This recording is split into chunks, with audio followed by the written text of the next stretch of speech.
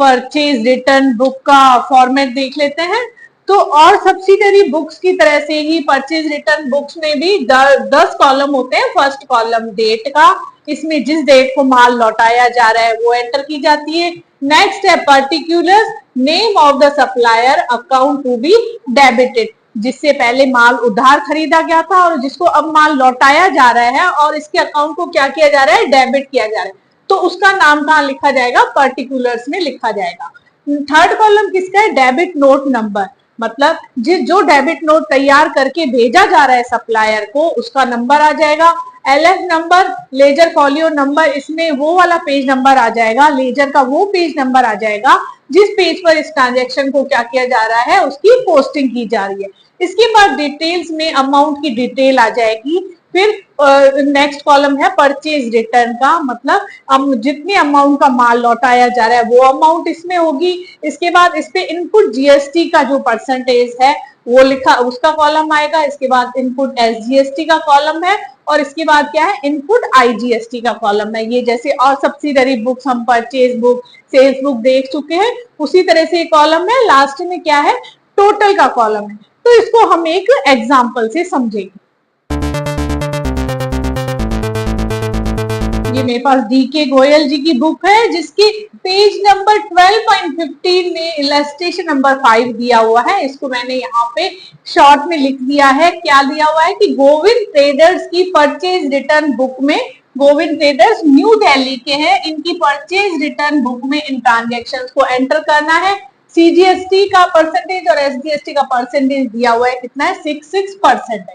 क्या है, मैंने इसको ऐसे थोड़ा शॉर्ट में लिख दिया है, पढ़ देती हूँ उसको कि जून 15 को Radhakrishnan and sons New Delhi को माल रिटर्न किया गया है, कितने का, 20,000 का। डेबिट नोट नंबर क्या है, 140 है और इस पे ट्रेड डिस्काउंट कितना दिया गया था, 10% ट्रेड डिस्काउंट दिया गया था। नेक्स्ट ट्रांजेक्शन क्या है, जून 20 को Gopal and sons New Delhi को गुड्स वापस रिटर्न किया गया है। क्यों, क्योंकि goods was not as sample, sample के अकॉर्डिंग उन्होंने माल नहीं भेजा, तो 50,000 का माल रिटर्न किया गया। डेबिट नोट नंबर क्या है, 141 डेबिट नोट नंबर है। इसके बाद नेक्स्ट क्या है, जून 25 को नेक्स्ट ट्रांजेक्शन है, क्या है, रघुवीर प्रसाद न्यू दिल्ली से क्या मिला है, अलाउंस क्लेम किया गया है। क्यों, क्योंकि इन्होंने इनवॉइस में क्या कर दी थी, जो इन्होंने इनवॉइस भेजा था उसमें मिस्टेक कर दी, तो अलाउंस क्लेम किया गया, कितना, 10,000 का अलाउंस क्लेम किया गया। डेबिट नोट नंबर क्या है, 145 नंबर है। हालांकि मुझे ये डेबिट नोट नंबर थोड़ा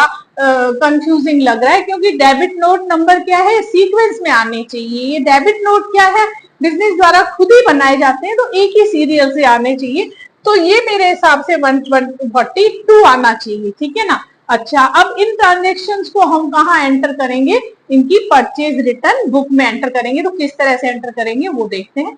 तो फर्स्ट ट्रांजेक्शन क्या है, जून 15 को messrs Radha Krishnan and sons New Delhi को 20,000 का माल रिटर्न किया गया है, डेबिट नोट नंबर 140 से, और जिसपे 10% हमें पहले ट्रेड डिस्काउंट मिला था। तो इसको ट्रांजेक्शन को एंटर कर लेते हैं। डेट के कॉलम में जून 15 लिख देंगे, पर्टिकुलर्स में Radha Krishnan and sons New Delhi, debit note के कॉलम में 140 आ जाएगा। कितनी अमाउंट का माल रिटर्न किया जा रहा है, 20,000 का माल रिटर्न किया जा रहा है, जिसपे पहले ट्रेड डिस्काउंट कितना मिला था, 10%। तो ट्रेड डिस्काउंट क्या हो जाएगा, लेस हो जाएगा। 10% किसका, 20,000 का, 2,000 रुपीज। नेट अमाउंट कितनी आ गई, 18,000 रुपए, 18,000। इस पे CGST as the rate of 6% and SGST as the rate of 6% क्या हो जाएगा, ऐड हो जाएगा।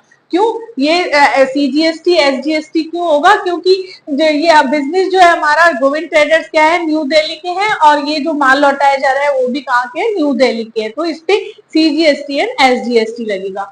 तो ये कितना आ जाएगा, 18,000 पे 6% के हिसाब से 1,080 रुपीज, 1,080 रुपीज दोनों हो जाएंगे।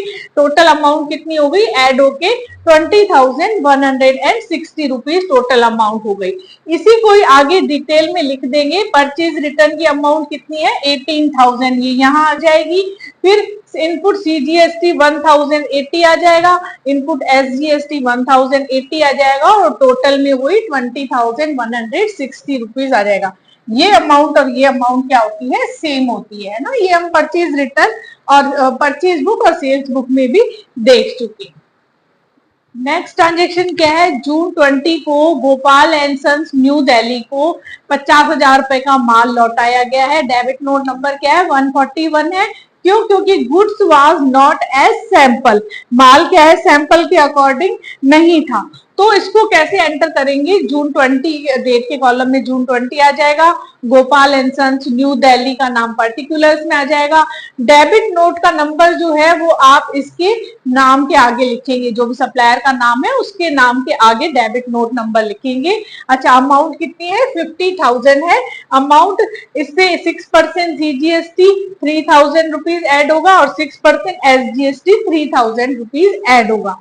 क्यों, क्योंकि ये intra state transfer of goods है, यानी कि सप्लायर और परचेजर दोनों क्या है न्यू दिल्ली के, तो इसको क्या बोलते हैं intra state transfer of goods. तो इसमें सीजीएसटी और एसजीएसटी लगता है। और अगर एक स्टेट से दूसरे स्टेट में माल का ट्रांसफर हो तो क्या लगता है आईजीएसटी। तो 6% एसजीएसटी और सीजीएसटी ऐड होगा। 50,000 पे 3,000 सीजीएसटी एसजीएसटी लग जाएगा। टोटल अमाउंट कितनी हो जाएगी 56,000। इसको आगे बाइफरकेट कर देंगे। परचेज रिटर्न में ये अमाउंट आ जाएगी 50,000, सीजीएसटी के कॉलम में 3,000 आ जाएगा, फिर एसजीएसटी के कॉलम में ये 3,000 आ जाएगा और इन सबका टोटल कहाँ आ जाएगा, टोटल के कॉलम में आ जाएगा।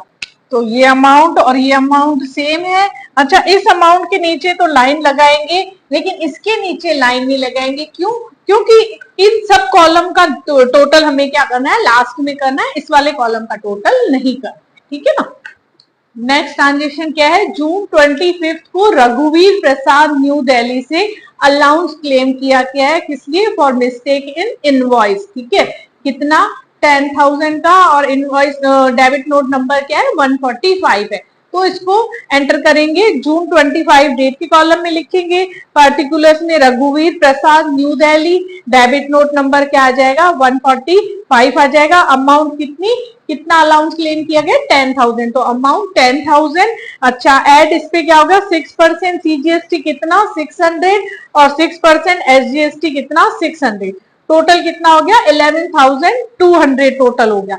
इसको ही आगे लिखेंगे कैसे, 10,000 अमाउंट कहाँ लिखेंगे, परचेज रिटर्न के कॉलम में, सीजीएसटी में 600, एसजीएसटी में 600 और टोटल में कितना आ जाएगा 11,200 आ जाएगा।